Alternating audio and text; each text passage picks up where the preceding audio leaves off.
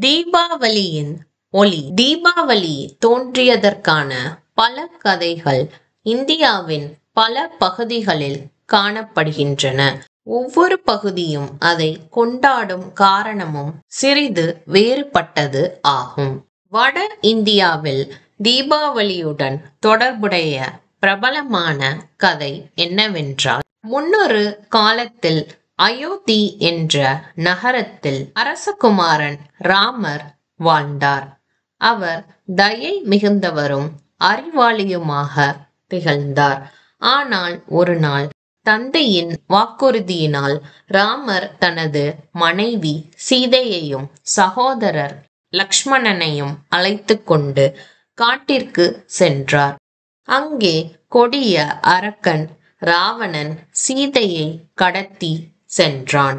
அப்போது ராமர் தனது நண்பனான ஆஞ்சநேயரின் உதவியுடன் பெரிய போராட்டம் நடத்தி ராவணனை வீழ்த்தினார்.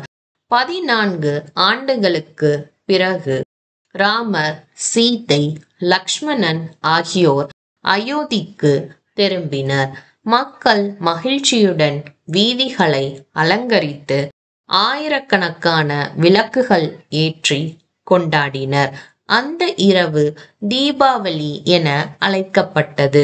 அதாவது தீமையை வெற்றி கொள்ளும் நாள் என்று பொருள்படும்.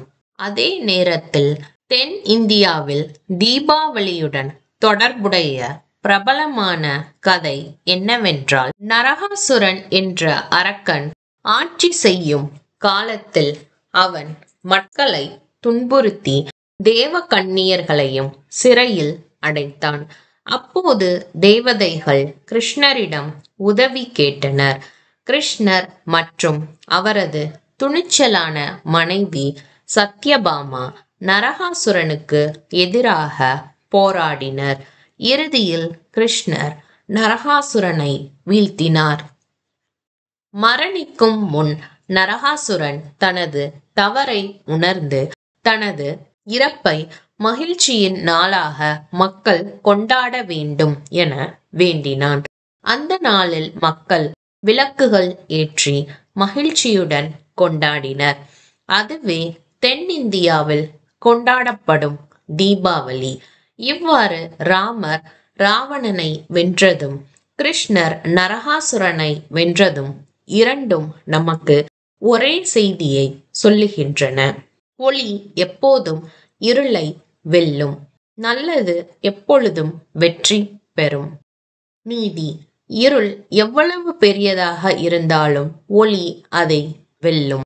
நல்லது எப்போதும் வெற்றி பெறும்.